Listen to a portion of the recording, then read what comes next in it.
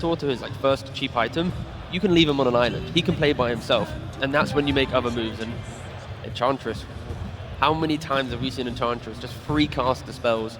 You know, Impetus constantly, Dragonlance, Moon Shards. I feel like Snaking, Celery, like every +5 at some point has just had an insane game on this hero. Now, I will say that Naga Siren has been incredibly popular, but mostly as a position 5. And you are also right, it is normally Celery that plays the Enchantress. So which one would you like to see bumped up in priority? As, once again, the Tusk in the hands of Team Liquid. So they got the double saving support, and they follow that up with the 33 Bristleback, or Mickey Bristleback. Yeah, but with this draft that Liquid have crafted, it's skirmish, skirmish, skirmish, run at you, run at you, run at you, and there are no stuns on the side of Liquid. So I want to see Gaimin, with this 18 pick, exploit the lack of stuns and go for a Storm or a Puck themselves, something that can have free reign at later parts of this game. Slight concern potentially for Gaimin. Competitively, Tofu, the last time he played Enchantress was in 2023. Before that was only a game, 2019. He's only got 4 pro games on Enchantress, so it's not as if it's like a specialty for Tofu. And I feel like Naga Siren is always going to be the 5 position. Unless Tofu wants to bump it up in priority, again, I feel like Naga needs to be the 5, Ench needs to be the 4. But yeah, Tofu's going to be pulling out a hero that he's not too, at least competitively seasoned on. And in that case, you can always just have a support swap. Like, you can have Celery lane bottom. He doesn't necessarily have to go top if you are committing to playing this Naga Siren on Tofu. Sure. And now the counter-aggression pick with the Puck. You want to try and prevent that movement from Liquid. My concern here, where is the damage? When Liquid gets to like Bloodstone, Axe on Bristle, and Prophet has his BKB, what stops them from just walking down the lane, hitting the tower with a tree, Tusk and SD saving? There's no real kill threat coming out from Gaimin. Get that Luna for Duraccio. I mean, you need bonus damage. She provides that damage to the entirety of your team. She's going to be a strong on lane versus Bristleback, and it'll give them that early tempo to play on. Also, like I mentioned earlier, no stuns for the Puck, so I do think that Team Liquid need to draft a failsafe, a means to stop Quinn if his game starts to get out of hand. I feel like I'd prefer to see like a Monkey King type option for Gaimin to take a little bit more fight. I'm worried like a Luna is a bit too slow, where after lane you play to the jungle and there's no real map play to be had. Invading stacks, like contesting is a key theme for Gaimin, at least in this one. Yeah. I wouldn't mind seeing some stunners from the mid lane for Team Liquid. Earthshaker definitely comes to mind. You're playing against Naga. There's going to be a lot more illusions. Instant stun against Puck. This is something that they did play once or twice against the same matchup. The other one is Tiny. I think this hero also works because you want to have some extra burst damage when it comes down to the Enchantress. Avalanche, great tool against the Centaur, and also you can toss somebody into the team. Bristleback is not answered yet. I just realized, yeah, Monkey's banned, so well. But that type of hero, and along that line of that type of hero, Ursa banned out as well. We haven't really seen too much Ursa, but they are respecting the thought of, what if this core just blows up our Bristle? If we don't actually end the game in 25 minutes, does it not get pretty scary? And yeah, they're banning out these heroes that have that X factor, that comeback potential. And that is true. Boxy on Tusk is pretty free win. I like the Earthshaker idea you mentioned, Lacoste, or DK for Team Liquid. Just that stun, that ability to play off of an initiation that doesn't come from your Tusk will simplify the game for Liquid. It will really go a long way. Well, let's see. They have got still also half a minute left in their bonus time, where they can decide not just what to play, but what their game plan will be. And what Duraccio is going to play. That is the main question.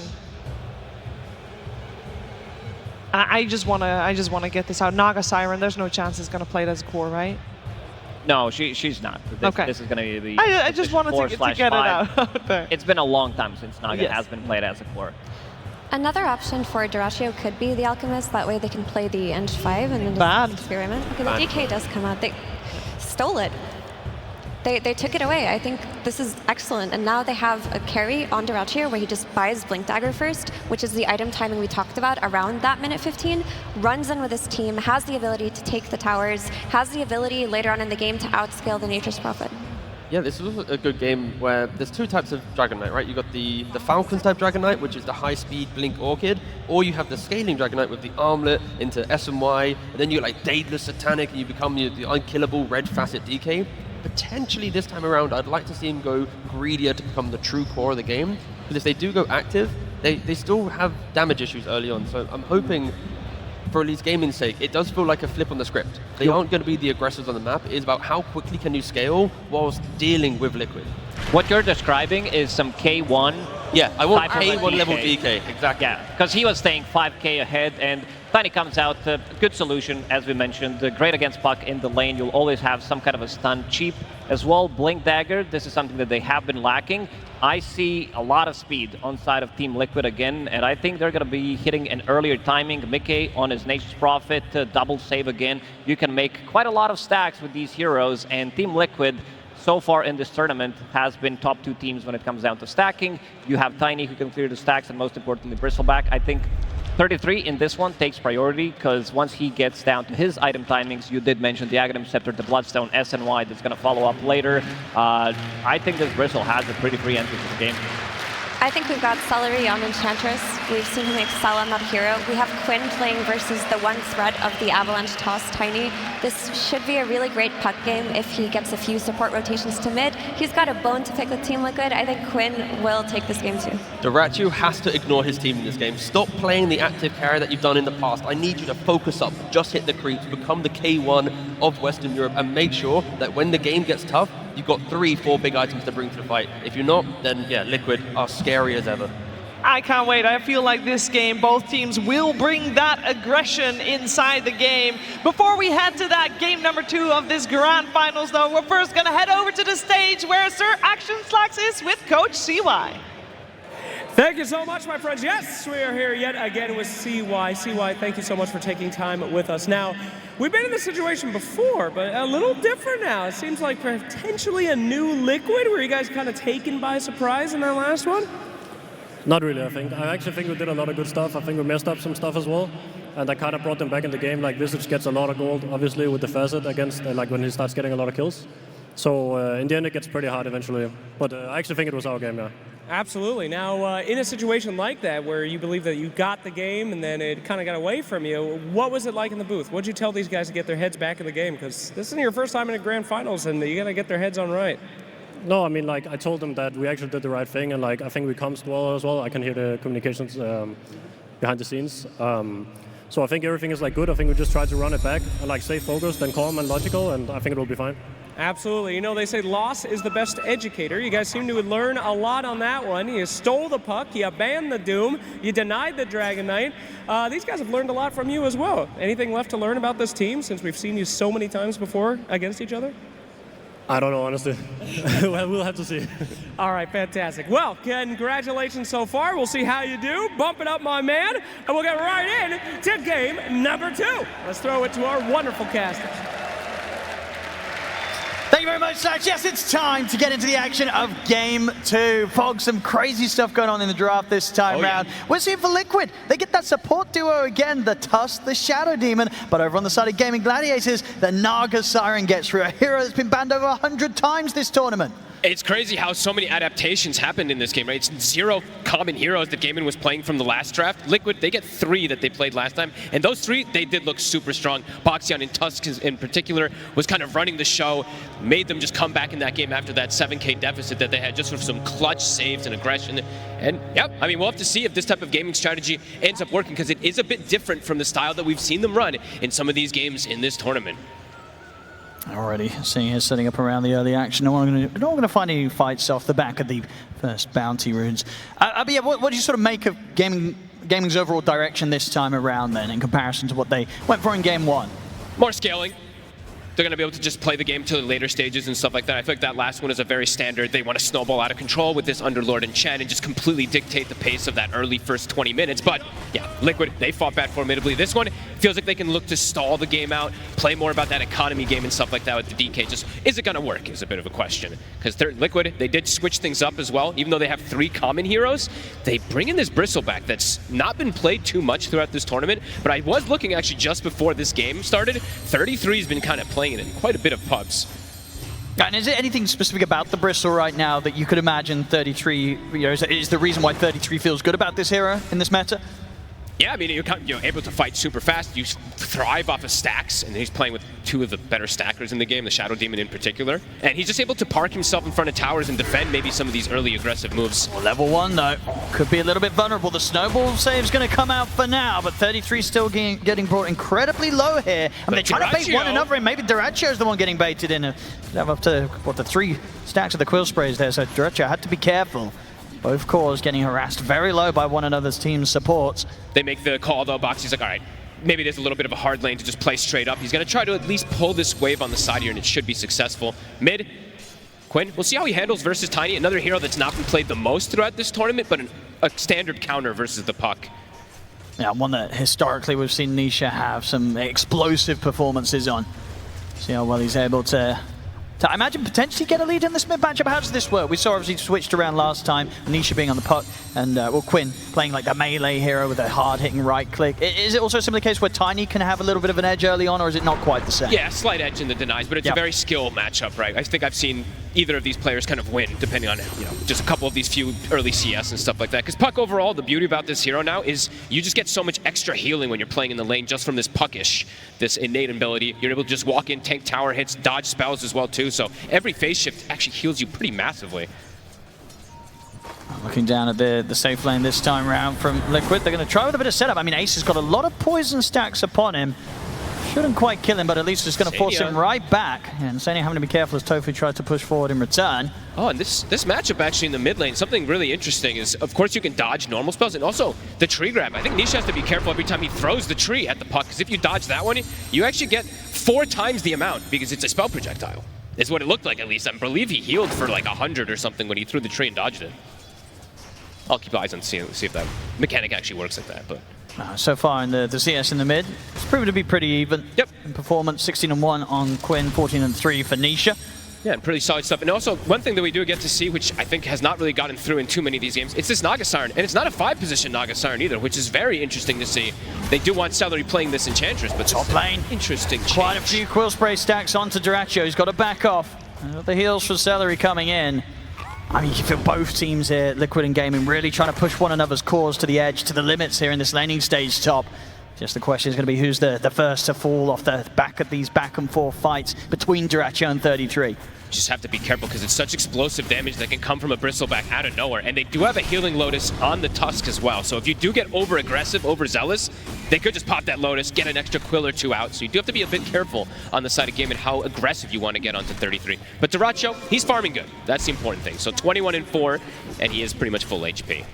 And overall, do you see Gaimin Gladiators maybe having a bit of a better plan for dealing with mid-K if the fight started to get out of control? Because we saw last game, despite that early lead that Gaimin Gladiators had, when they started to sort of slip behind, there were so many fights that mid-K was just able to find prime position to sit in place, turret out that damage, and get just this incredible net worth lead. This time, do they have better answers to the safe lane Prophet? I feel like they actually had some really good heroes versus the Prophet in the last game, to be honest with you. So I'm not 100% sure, but they do have good ways to get on top of him and burst him down in more control, I would say, than that last one.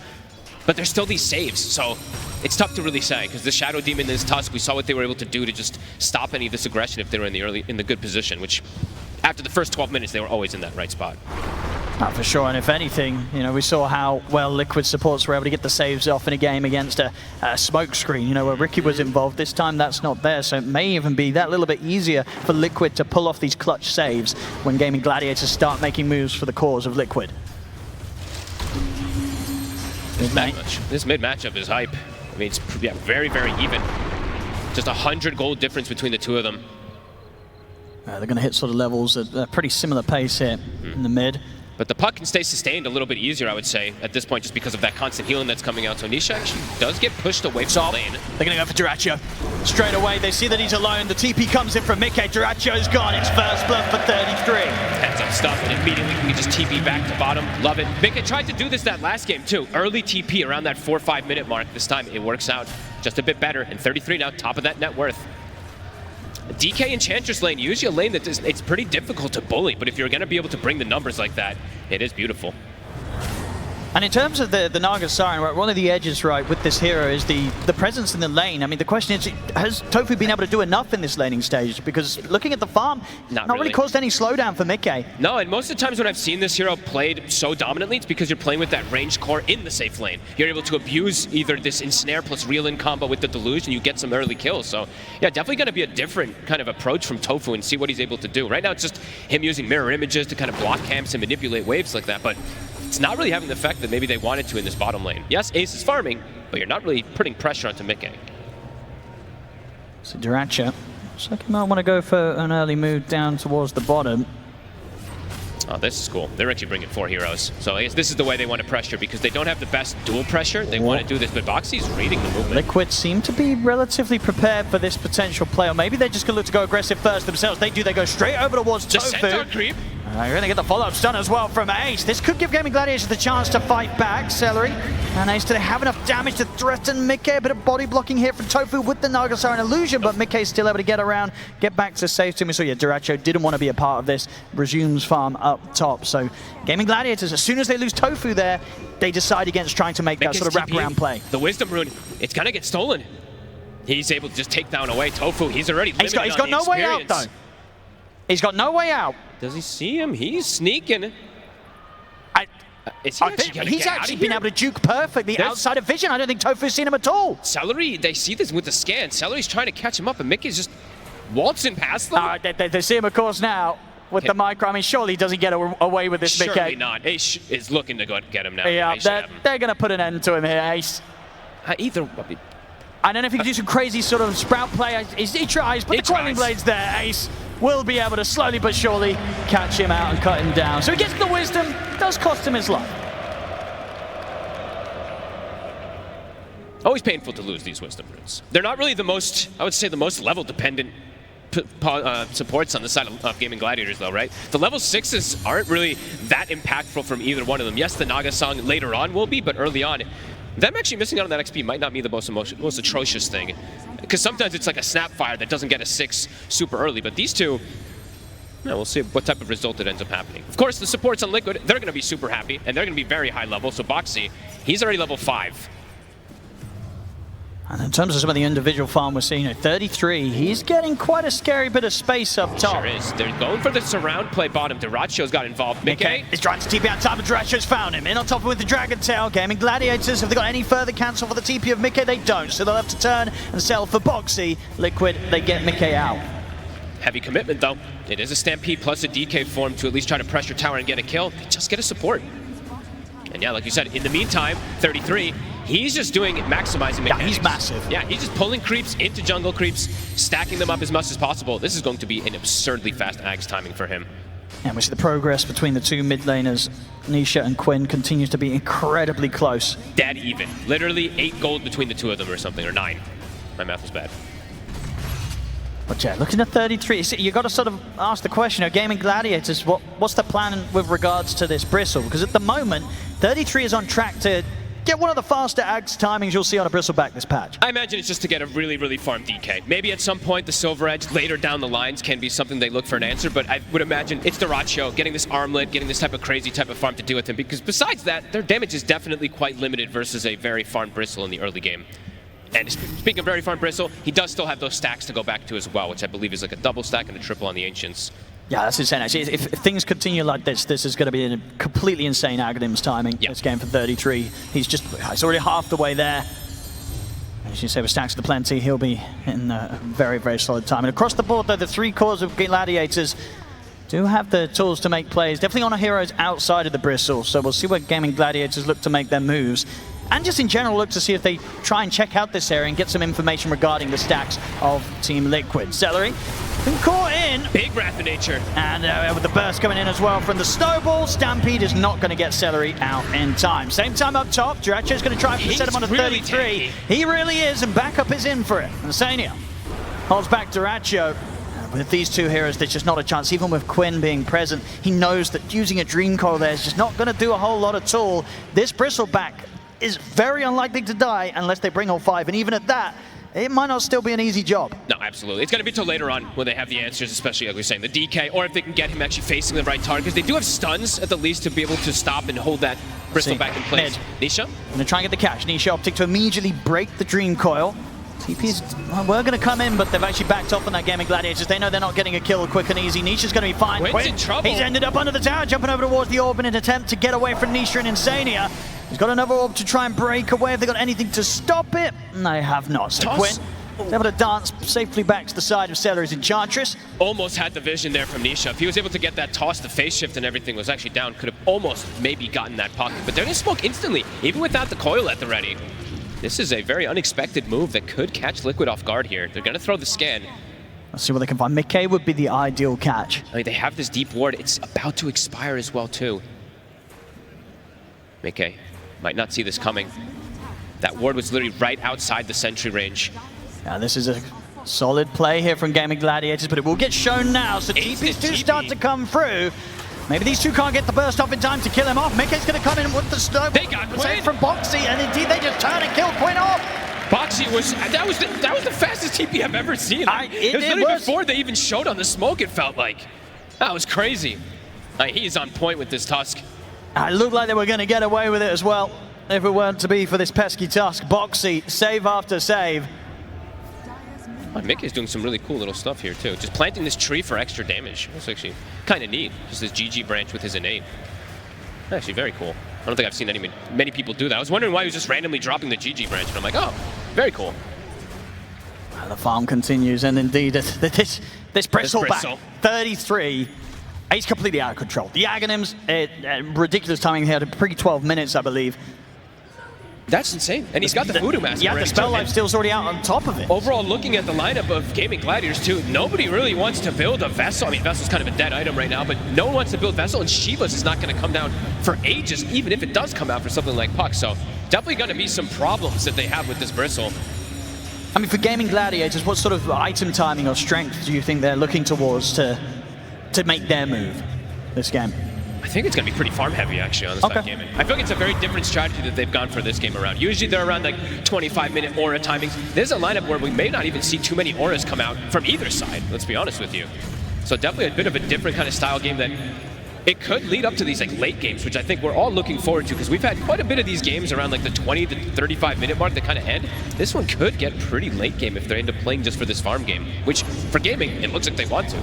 So Liquid definitely have a way to set tempo, though. They have this Bristleback who's massive. They can force objectives very early on, and that's what it feels like they're going to start doing, playing around 33. Yeah, we'll have to see how much they can force, because indeed, if the game gets to a point where we're sort of 25 minutes in and the Bristol's at the high ground of Gaimin Gladiators are going to have to come in with some sort of answer. Yes, absolutely. I mean, that's definitely the ideal play that Liquid wants to do, is pressure the map early. Strong lead in from Quinn. So they have the damage for evading the Stampede and the Who Stomp. They certainly will. Mickey, there's no saving him this time. Gaimin Gladiators think it's the kill, but can they get out? Nisha is in with the combo. Avalanche to follow up onto both onto Quinn and Celery. Snowball over towards Quinn. They've got the stun, the punch up. They're taking Quinn out. Celery, he's been caught in by the shards. 33 and Insane are ready to chase down Ace. Celery's going to TP out as Liquid. They'll look for the bigger target instead, getting Ace as well.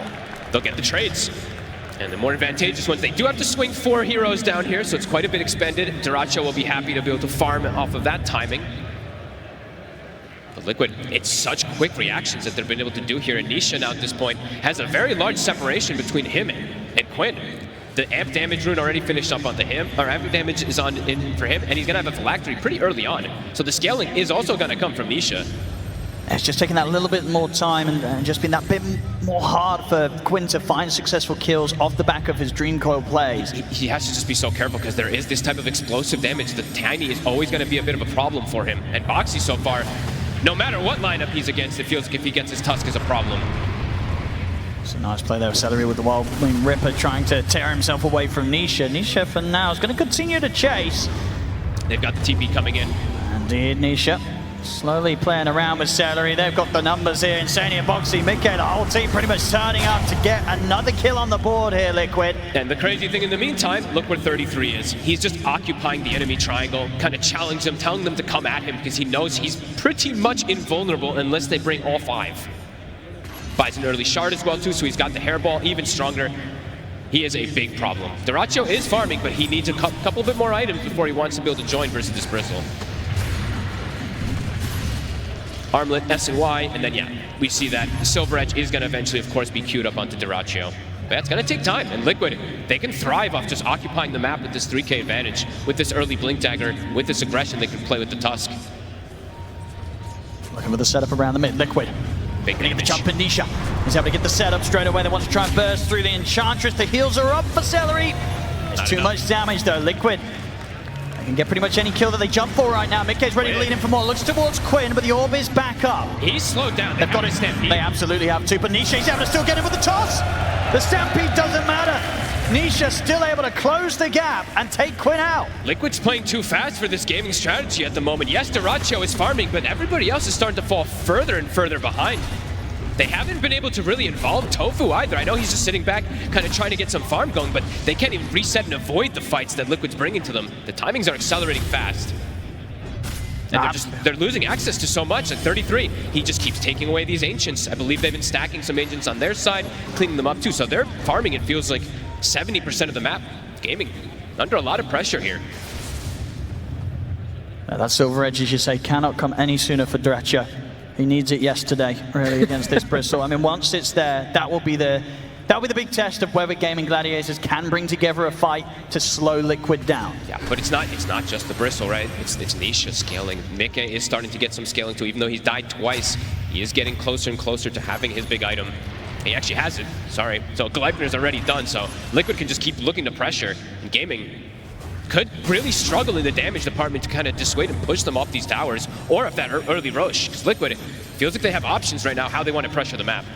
Oh yeah, they're ready to get in under the tier 2 tower. If Nisha sees a chance to jump, he's going to be straight in for it. He's got an arcane rune in the bottle as well. And he's got that phylactery, so that burst damage, it's there. They're going to start to hit this tower here. Tofu wants to try to slow it down, but you can see the way that Gaming's postured on the map. They don't want to go for a full-out fight around here. I mean, Liquid's going to have a pretty good idea that Gaimin Gladiators is playing from this tree line. Indeed, Quinn and Tofu, they've just got to back right away up to the high ground, up to the base. There's going to be no defense outside of a fortification here. They'll push them back temporarily. This tower's going down. Oh, they actually lose the treant there. Whoopsie, Mickey. Bit of miss micro. Quinn, again, sort of having eyes on this area of the map, but he can't really start anything right now. All he can sort of do is just sit back and watch whilst Liquid takes these towers. It's so dangerous for him to step up. Just because this tiny pick, it's honestly working wonders to just not allow this puck to have any type of opportunities in the map to split things up, going to get any type of that extra farm. Quinn is very poor right now, bottom of the course. They're really looking to be all on Dyrachyo. Yeah, it definitely is right now. And look at the positioning, like Celery. He's trying to find desperate places to farm, but there's a ward, and they will find him again. You just can't hide on the map right now from Liquid. They will find you. Firm control. Roche soon on the menu. Maybe they'll wait for it to shift down to bottom, but yeah, they really feels like they can kind of go anywhere right now. And of course, 33, he gets the Vampire Fangs. I know Sand Kings have been the ones kind of thriving off of this one, but this is definitely one of those other heroes that can become pretty much unkillable on top of already being unkillable. This just adds an extra layer. Yeah, they've just not been able to slow him down one bit this game. It's just been completely free for 33. It's 19 minutes so far. And Quinn, he got spotted for a second there. His orb. We'll just be able to split it up.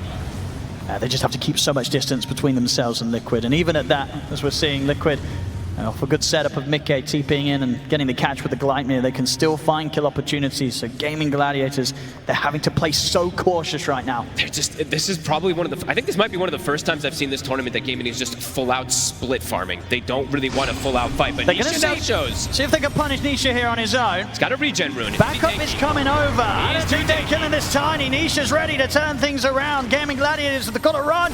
Quinn, it will be able to jump down to the low ground in time. Tofu comes in with the song, and that may just be enough to save Ace. Indeed, Ace will get out. Tofu able to make sure there'll be no casualties this time for Gaimin Gladiators. Look how much they just expended, though. They're trying to get Nisha, and he had the regen rune. He's full HP. This tier 2, it's gonna fall. And it seemed like even if he didn't, I don't know if they were getting him there. Okay. They used the, I mean, this is their high ground glyph. This is a dangerous one to use at times when you are behind like this. Let's see how much Liquid want to push it. Tower's gone. They're going to be tempted to maybe take the Tormentor first. should be able to get that pretty easily here with 33 on the bristle. Yeah. There's going to be no struggle taking this one away from Gaimin Gladiators. So Tormentor for Liquid, just a shard there for Boxy. They use the glyph. They're forcing because this glyph is on cooldown. And I mean, we talked about what do they do when 33 on this bristle is approaching your high ground at 25 minutes. I mean, it's happening at 20 minutes. I'm sure Jenkins is losing it. These glyphs that people use sometimes, they're very, very dangerous. I've got the blink now on Quinn, but that's going in for action. It just does not seem appealing. No, they need the next item really on Dyrachyo, but the items are just flirting it too fast from Liquid. Roche, it's up if they want to go for it, but they're still looking to apply pressure around here, at least deny away this Wisdom Rune.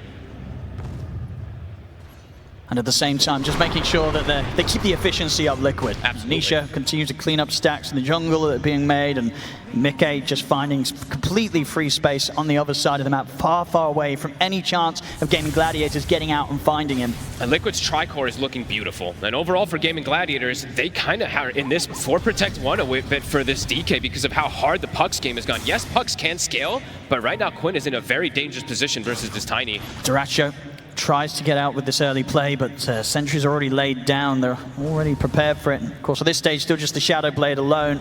He's quite a bit more until he's got the fully fledged Silver Edge. So for now, the farm just has to continue for Gaimin Gladiators. Quinn? Liquid just wants to force it. The glyph, it's still on cooldown for some time. I mean, it may be at a point, maybe Gaimin Gladiators just have to let this set of racks go. It might feel like it, yeah. It's a tough call to make, but in reality, what do you have right now you can't to stop this push? Bristle. You cannot touch this Bristleback. And Quinn's here, but outside of an illusory orb, that's about it really when it comes to the defense. Tofu just nearly getting cleaned up by the Nature's Wrath. What? Hey, their axes are just gone. They just don't have the defense right now. They don't have the answer. They have to let Liquid take that full set. Dangerous times here for the side of Gaimin. It's pretty much all on Dyrachyo at this point now, if the Silver Edge is even gonna matter now. Because like you said, it's a tri-scaling core lineup here for Liquid. They can go back for Roche and look to probably continue this pressure here. And they just have so many saves as well. If Dyrachyo is able to kind of get in and start off the action on a core, it's incredibly likely Boxy and Insania, they're gonna get the saves off. Sure, Gaimin Gladiators, they've got some ways to get to the back lines between the blink of Ace and the blink of Quinn. But finding both of Liquid's supports, it's not going to be easy. No, and it's the thing is, too, is that these heroes are not squishy by any means, too. I'm just still looking at damage. Yeah, they'll have break, let's say, right, for the DK on this DK for this Bristle. But Tiny has 3,000 HP. Bristle also has like 2,600. The Nature's Prophet is also incredibly tanky, too. They may be able to focus fire on one target, but it feels very difficult for them to bring down all of these heroes. And Liquid is also... They've been gathering Lotus's own. So on top of having this tankiness, they have a greater healing Lotus as well in the Shadow Demon to limit even more of that damage that Gaimin Gladiators is lacking. They're going to keep this pressure going. Celery. To put the Stampede. And Gaimin Gladiators, they don't want to lose even the supports at this point. Just try and stop the bleeding. Glyph is back up. Dyrachyo in a dangerous position up here. It's going to be another objective that Gaimin Gladiators, they're not going to want to do anything about. There's 4 minutes still left on this Aegis too. Liquid can look to continue pressure. They do have to address the lanes a little bit here, but Mickey, he can always just back up and join his team. 33's forcing it. The strategy right now is working beautifully from Liquid. Ace has bought it. I mean, they need this type of healing reduction, right? So a Shiva's on a Centaur. They need to try to fight and push this back. They cannot lose another set. These are the two big item timings. Ace with the Shivas, and now Dyrachyo with the Silver Edge. They're going to try and start off the action very quickly. They'll be able to take the Aegis out of 33's hands. That's the one. Boxy and Mickey, they'll turn attention over towards Ace. He's able to put the blade melt over using the song. Gaimin Gladiators, they're going to consider if they want to do something aggressive or if they want to hold back. They'll step off to the side of the fight for now. Nisha? Oh, he's going to get caught by the opening stun. Will get dragged to the side here by the Drinking, but it's Dream Core down on the three of them. Dyrachyo and Celery trying to bring the damage. They're doing a lot here. Bring the load down. Save Nisha out. They're going to be able to take down Boxy. 33's going to get pumped up by the heel of the Lotus Devil from Insania passing it over. 33 will be able to back away, but Gaimin Gladiators, they'll continue the chase. Orb comes in from Quinn. They're in onto Insania. 33 and Mickey, they're looking to bail out of the fight. Dyrachyo, can he get us off in time? He can't. The two cores will get out, but Gaimin Gladiators, a successful defense. The big items come in just in time. Between the Shivas and the Silver Edge, it gives them that extra bit of power to push Liquid back. It was exactly when they needed it. If they didn't get these items pretty much at that exact moment, these Raxes are going down. And it does seem to catch Liquid off guard there. Nisha, a very overzealous blink forward, gets himself caught in no man's land. We'll see again here. Like, watch this jump from Nisha. This was very, very dangerous. Because it just puts his team in position where they can just get gone on afterwards, and they have to kind of react to try to save him, and it ends up setting up Quinn with, I think, a 3-man Dream Coil. Yeah, immediately Dyrachyo finding him with that Dragon Tail stun as he gets caught in the front. I mean, just that whole sort of start where Tofu uses the song to allow them to back off. You know, they were ready to hold back and not do anything, but at the same time, they were also ready if Liquid were to go that little bit too deep and make that sort of aggressive play, and that indeed was what ended up happening. They get punished, Liquid, Gaimin Gladiators, taking away some of that lead. It's big. That's what their lineup was about. It's not the standard Gaimin Gladiators lineup that they usually go for. It's a much more scaling one. They do need to be able to protect themselves for these next... I mean, the pushes are going to continue coming, so they just have to be prepared and make sure that Dyrachyo stays at this top net worth. Because, yeah, I guess that's the question. After that sort of defense, you know, if you're Liquid and you get pushed back like that, you don't have the Aegis anymore. You're going to have to wait a long time until Roshan's back up. What's the game plan? Can you afford to sit back, or do you have to keep your foot on the pedal and go again? I think you want to keep your foot on the pedal. It's probably just playing around like one of these extra BKB timings, though. When you see that type of pressure play come happen, you're like, okay, our Tiny will go BKB probably, and then also the Bristleback just to be able to force the issue or force the next Roche fight. And they do have at least the one on the Bristle. I see Nisha, he still went a little bit greedy. He did go Echo Saber instead of the BKB just yet. But they do have a triple BKB timing, so I'd imagine, yeah, they still want to look to pressure. Gaimin, they just want to keep looking to scale, but they can fight if it comes to their high ground. Dyrachyo feeling more confident now to farm in some riskier positions on the map. I'm wondering if he does want to go down this Satanic route, or if he does feel like he wants even more damage. Both feel good. A smoke play from Liquid. They're ready to try and see if they can get a catch outside of the base that could lead them into the possibility of pushing for the high ground once more. So it's two BKBs. They have lanes in good position too. This bottom lane is always going to keep pushing in because of that early rack that they got. So looking to swing and catch somebody, but Gaimin, they're ready for this. Prepared inside the base, just using the illusions to split push. I guess the question is if they themselves want to go for a play in return. They do have smokes available on Celery. They've got a nice little semi-push going up top with this Dark Troll Summoner. They will use the Glyph on the side of Liquid to stop it.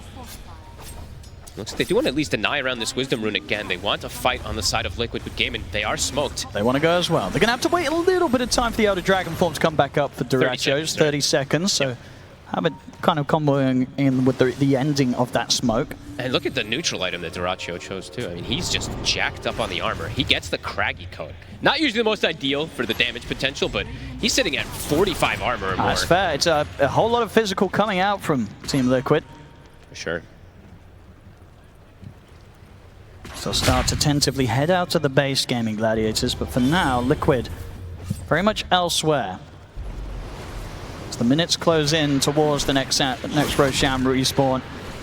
And by the looks of it, I think, yeah, Liquid, maybe they do just wait for this to come in return, as they know after that last attempt to push high ground, that didn't go too hot for them. They've got to be very careful about how they go for it again. They're regaining that lead. We're starting to see that net worth grow once more, back up to a 5k lead for Liquid with these more passive moments.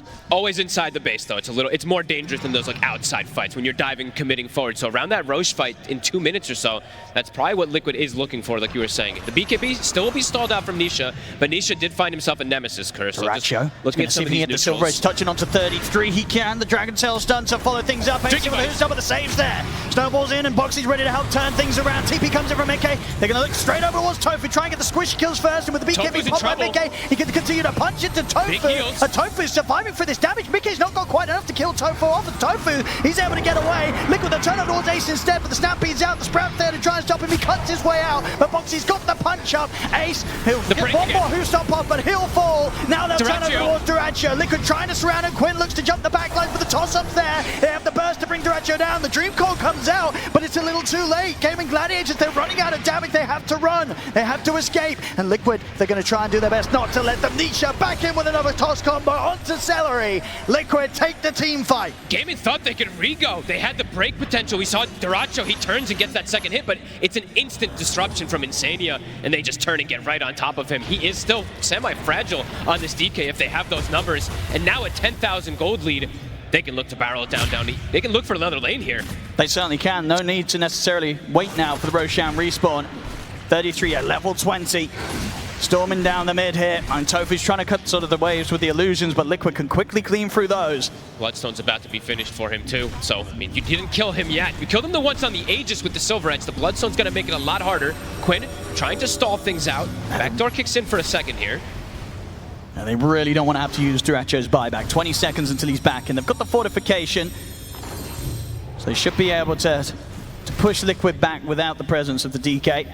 But another flurry of items going to come out, and I believe they also lost their gem in that last engagement. Celery, he had it for, what, 5-6 minutes or something. Now they have it on Insania. So overall, all these wards that Gaimin did place with that type of outside movement, they're all gone.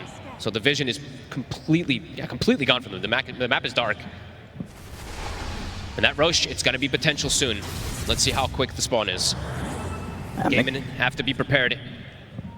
McKay's got his next time done, the full Silver Edge. So in a situation where we saw, that last team fight, a bit of a messy start in where they were trying to focus Tofu, but they didn't quite have the damage to bring him down. With that extra bit of damage the Silver Edge brings, should be a little easier to dispatch at the supports during the Song of the Siren if McKay gets his BKB off first. And now they can, to be honest with you, they might be able to do initiations onto a DK. If Duracho shows himself aggressively, there could be a toss back, a break, and this DK will look very fragile. So big damage increase coming out from Mika. Gaimin have to be positioned down here. They have to be ready for the Roche spawn. Trying to get ward control. They absolutely want to contest this. Liquid.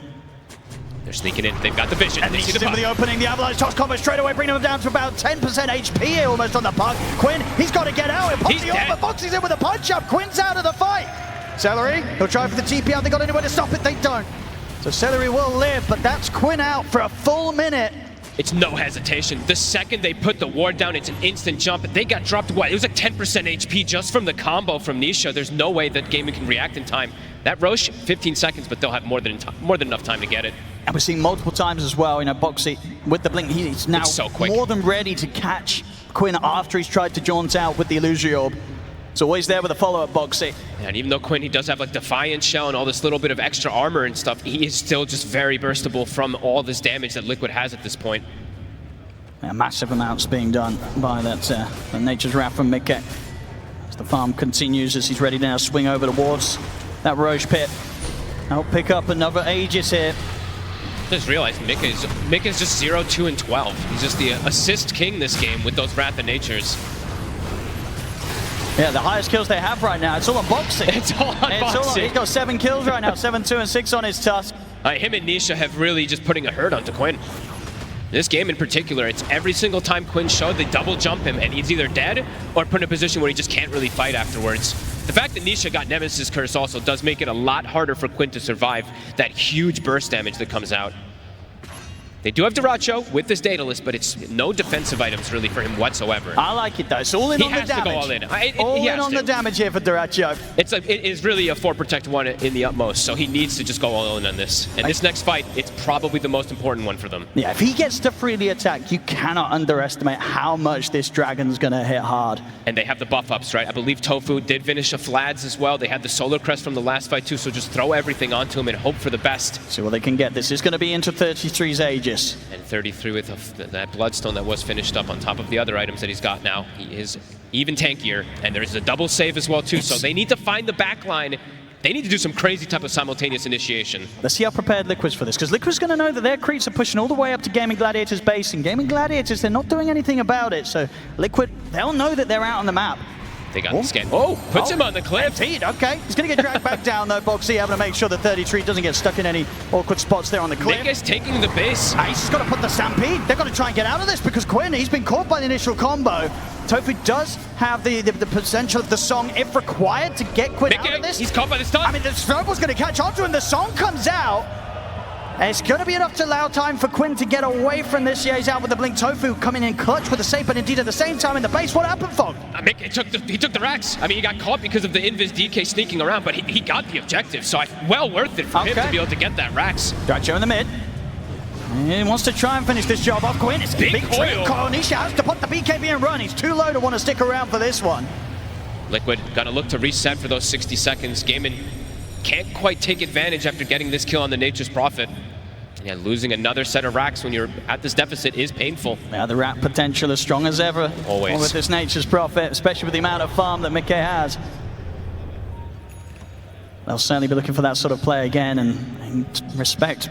Gaimin Gladiators, they've got to be prepared for it. And there's it only can one be more. something that works their favor. If they can set up a successful trap for the Nature's Prophet, it could be the beginning of Mickey's demise. I don't think Mickey's going to go for some type of play. I think now it's like he's going to join his team and look to go for the press, because there's only one lane remaining. He doesn't need to take that type of crazy risk. That one was just, he tried to seize an opportunity because he saw a couple people. It was just a nice move from Dyrachyo to catch him off guard there. But Liquid, I imagine when he respawns, they're just going to look to group. And we'll see how Gaimin can fight back for it. Dyrachyo's damage is definitely there if he's able to get these attacks off. New neutral items soon too would be quite nice for him. I know the Craggy gives him some defensive capability, but we all want just full out aggression for Dyrachyo. Yeah, going to go straight for that Ags after the Silver Edge, and now over towards the Tormentor. They'll be able to take this one. The smoke comes out from Liquid. They want to make the most out of these final couple of minutes of 33's Aegis. 2 minutes remaining on it. Quinn has to be careful of his positioning. So much burst damage if they see him. See how quick his reactions are if they do get the chance to jump him. And Quinn, he's not going to play to take any chances. He's back to base. Okay, joining the squad. They're smoked up. Creeps are being cut at the moment in the mid lane, but the top lane pushing in. Nisha or Boxy both ready for potential initiation. It's just going to be the illusion for now, baiting some of the action. Smoke didn't break. Could look to go again around the mid, but Gaimin Gladiators likely to sit a safe space away from Liquid here. Nobody wants to get caught by the jump of Nisha. 33's gone for Greaves of his own. I mean, that's very interesting. Just extra little aura. Drinking buddies. Quinn's going to try and jump in with the waning wrist onto the three of them. Ace tries to come with the follow-up, but the avalanche trips him up. The Dream Core's down, but the BKB's popped by Mickey. Now back off for now here, Liquid. 33, standing his ground. They continue just to be this sort of impenetrable brick wall between Liquid and Gaimin Gladiators. And they did get the tower. Did get whittled down from these constant hits from the tree and from those tosses. Does eventually die.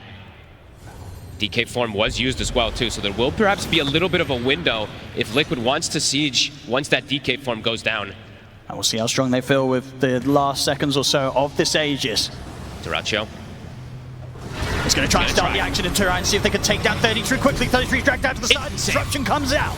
They're going to be able to keep 33's first life alive a little bit longer as 33's able to back away. In fact, now he's ready to aggressively move and he pops the Bloodstone. He heals incredibly up. As Celery's been burst down, has to buy back here on the Enchantress. And Boxy's still alive. And they've still got 20 seconds on 33's Aegis. They get another stun connection on towards 33. Can they even finish him off the once? The snowball comes in from Boxy. Punch him as well. The song comes in from Tofu. Tries to get Gaimin Gladiators back to a safe spot. Quinn's able to jump away here. Tofu bailing the team out.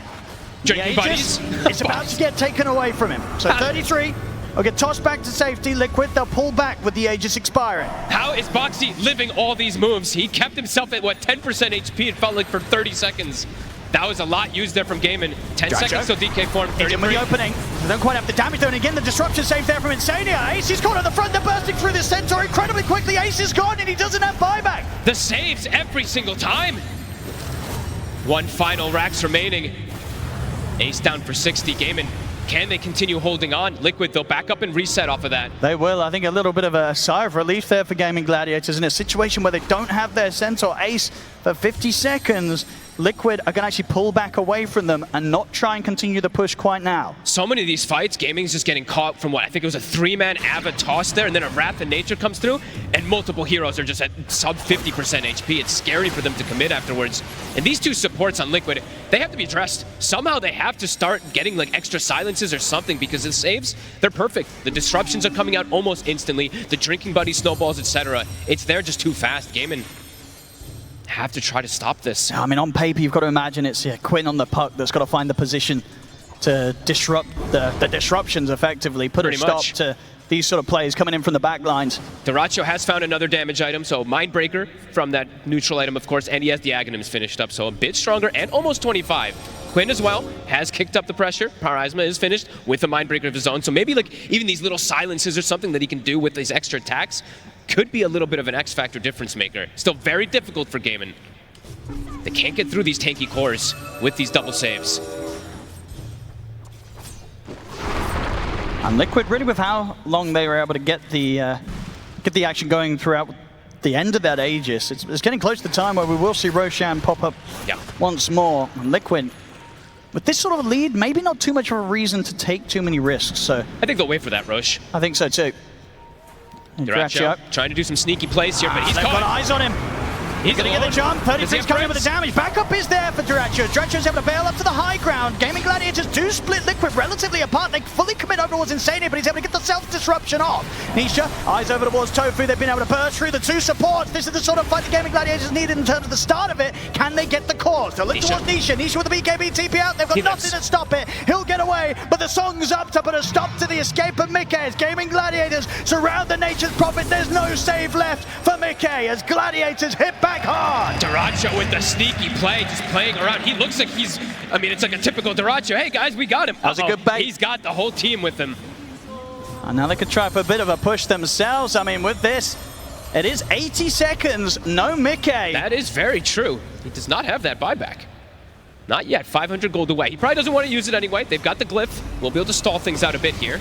It is okay, still 1 minute and 45 seconds for the Roshan. So when he's back in, Liquid will have the full lineup back in force. That could have been a pretty crucial moment. If it was one of those instant spawns, Gaimin could have potentially snuck Check this out again. I mean, you're absolutely right. Dyrachyo, just kind of going for the bait play here, and Liquid, they kind of take the bait. And they took the fight too. I was watching Mickey attempting for some split push potentially. It seemed like sending his trade, but he made the call to join.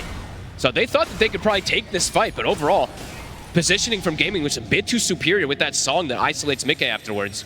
And the damage from Dyrachyo, it's getting pretty scary. And Mickey, and that BKB just not lasting quite long enough to allow him the safety to escape. Comes to an end, and Tofu's got the answer. 1 minute till the Roche, they're gonna check it out. They wish it was up immediately. 20 seconds, Mickey. Liquid still gotta make the smoke out. They don't have the same information, so they've gotta at least get something. They've gotta poke their face there to see. AC was finished for Nisha. They may have the net worth lead, but Gaimin Gladiators certainly have the position advantage here. Dyrachyo. He's going to fight 33 to start things off. He's going to try and open the play. There'll be an avalanche. Then trips up Quinn straight away. Quinn, he's got to be careful. Burst down about a third of the HP. Backup comes in from AC straight over towards Insania. The coil's there. Quinn, he's been able to isolate the two supports on the back lines. And Dyrachyo, he's bringing in the damage. They're taking down Insania. Boxy getting low. He'll get another snowball off though, Boxy. They've finished off Tofu. Buyback comes in from Quinn. Snowball over towards Celery, but Boxy had to blink out. Still alive somehow on this task. 33 pops the BKB, tries to perform, but Mickey's actually blocked 33 off it inadvertently there with the Sprout. Goes for Dyrachyo, but Dyrachyo's able to get over this sort of area of the map that Liquid, they can't traverse quite as easily. He's breaking away from them, but they've got the chase down. They've got another set of catch with the Sprout, and Mickey bringing in the damage. Liquid, they push for the fight. They get the combo onto Quinn. He's run out of orbs to jump to. He's got it back up in a second, but the crit comes in there hard from Nisha. Quinn, it's a dieback on him. Liquid, they push for the fight. They take it, and they're straight into the Roche pit. Nobody else is doing damage but Dyrachyo. At some point, he just can't do it on his own. These three tanky cores, they sustain through all of it.